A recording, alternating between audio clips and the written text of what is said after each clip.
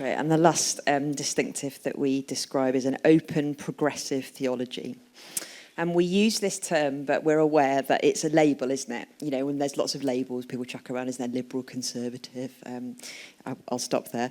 But all those labels have a tendency to fall short, don't they? And actually to exclude, because actually when you label something, you draw lines around it, you say, this is what that is, and it can't be anything else. And so we risk being exclusive when we start to label. But actually labels, I find, are for other people sometimes. They help locate, they help identify, they help people kind of go, okay, this is what that is. It builds a sense of trust and relationship. And actually, this particular label of progressive Christianity we're finding is the best term at the moment to say, this does a pretty good job of describing where we find ourselves theologically. So what does it mean?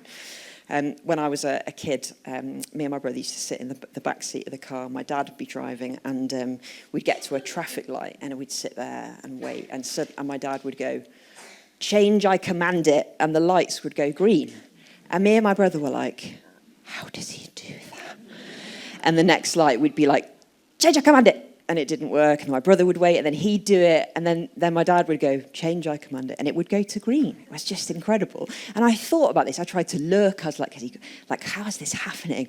And I just concluded that my dad had magic powers and could change the traffic lights to green. I'm not going to tell you how old I was when I realised that my dad did not have magic powers. But the point is, eventually I understood that he just could see the other lights going red and then would say, but yeah, we change what we think, don't we? We evolve, we grow. We don't think the things that we thought 5 years ago, 10 years ago, 15 years ago. And change, development, growth is a normal part of life, and actually it's a normal part of faith. I bet you could identify things that you believe now that you didn't believe, I don't know how long ago, maybe you've been a Christian forever, maybe it's a new thing for you, maybe that's actually not part of your experience, but for those of us that have been around more than a few years, I think we would relate to that. Brian McLaren, in a wonderful book that he's written called Faith After Doubt, he talks about this idea of faith stages, and it might be something you've come across before, this idea that we move from one stage to another, and sometimes that can be a bit too linear, and actually I find life's a bit more like that.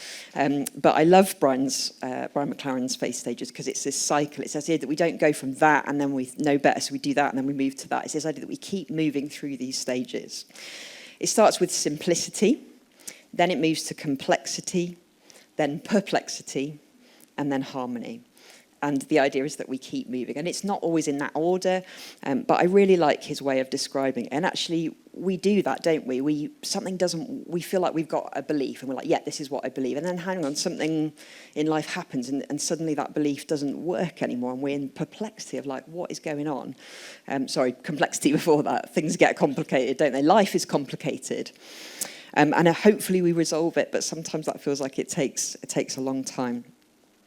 So it's this idea that we're all evolving, we're all changing, we're all growing, and that's just normal. That's not like exclusive to progressive Christians. That's what all of us should be doing if we're following Jesus.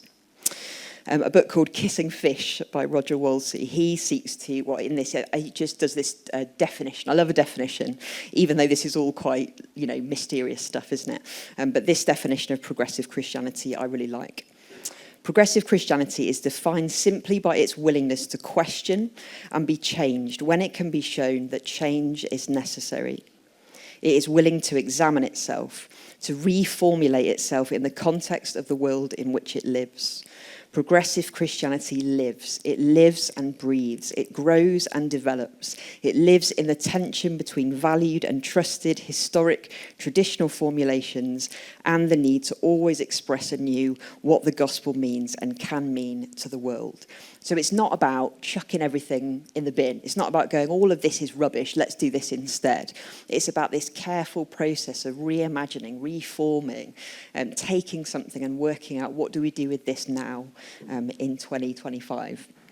And Jesus often did this thing. If you notice, kind of when you read the Gospels, a phrase that just comes up again and again. You have heard it said, but I say to you. And I love that just as a way of describing what progressive Christianity does. So that was actually a rabbinic kind of idiom.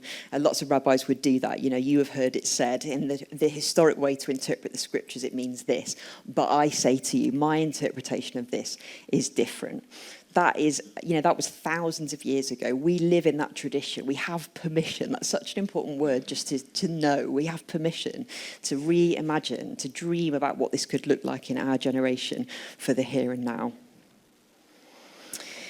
Theology is fun, isn't it? And I could, if you want to do qualifications, I could. I've got my master's degree in applied theology from Trinity College, Bristol. Thank you very much. And then I read a quote like this, and I just go, okay. So this is Brad Jersak. Theology is toddlers with blunt crayons enthusiastically scribbling their best likeness of who they think God is and naively hoping he'll tell them they've nailed it. Rowan Williams says a shorter version of that, which is just this idea of, I think he says, theology is trying to find the least stupid thing we can say about God. And so we don't stand here with this progressive theology is the correct way of, and we're not building another fundamentalist brick wall of beliefs that no one will ever question. We're just in this tradition of, we recognise we're toddlers with blunt crayons, but it's super fun, isn't it, to have a go and to draw, and we like creating. That's what we're here to do. It's really important to kind of know we're not saying we have the answers and all the other churches are doing it wrong, not at all. But we recognise that we are just these little tiny pea brains on a vast, massive universe with the divine, the God of the whole universe. We're not going to get the right answers, but let's keep having the conversation. Let's keep being open to an evolving, growing, changing faith. My own story is very much one of deconstruction, definitely finding myself just in absolute perplexity of, hang on, all this stuff that I thought I believe it doesn't work anymore. It doesn't work in this setting. It doesn't work for that person. It doesn't work for me as a gay woman. What do I do with all of this? But I've never really liked the word deconstruction because, I don't know, it's fun to smash stuff up, isn't it? But it doesn't really do a lot. At the end, you're just left with a bit of a mess. And I found myself going, yeah, okay, but what's next? Another theologian that I really love called Brian Zahnd writes in his book, When Everything's on Fire, which is a great book, excellent title, about the metaphor, an alternative metaphor for deconstruction. And he talks about art restoration. So he says this story, he tells this story about, imagine that you go into this sort of ancient church, it feels like you shouldn't be allowed in there, but the door sort of creaks open. And there's this cupboard in the back, this storage thing, and there's this beautiful icon, this painting of Jesus that's hundreds of years old, and it's thick with dirt and grime and all this stuff that's just built up over the years. And if you talk to anybody that is an expert in art restoration, they will tell you that you can't just scrub it with a J-cloth and a bit of spray. You gently brush away the layers, and the goal is not to change it, but to reveal what was there all along. And I love that metaphor, and I've found such kind of resonance with that. Let's get rid of all the crap that we've put on top of the beautiful person of Jesus. But we do that gently. We don't need sledgehammers and baseball bats. We need brushes. We need gentle, slow, open, humble work to gently reveal what was there all along. And that, I think, is what progressive Christianity is all about. And that's the invitation, isn't it? That we can be a part of this reimagining, this gentle restoring what was there all along. And that's the invitation that we have, and some of you will already be involved in that. I want to be clear that what we're not doing is saying there's no church in Nottingham that's doing any of this, and we're going to come. We're not that. All of us felt a bit gross about being appearing as the big horrible organisation that's going to come in and church plant. That's not at all what is happening. It's kind of just about, is there a place for these four things to meet? Are we part of this generation that's called to just reimagine what this could look like in this city? And that is the invitation. It's easy, isn't it, to destroy, to destruct, to rip everything to pieces. But we are ultimately, we're made to make. We are creators. And there's something beautiful about this invitation to just get those crayons, get those brushes, and just gently make something new. And that's the invitation I think we all have, to be part of that ancient tradition that's existed over thousands of years, to take away the crap and reveal the person of Jesus, not just for ourselves, but for our city as well.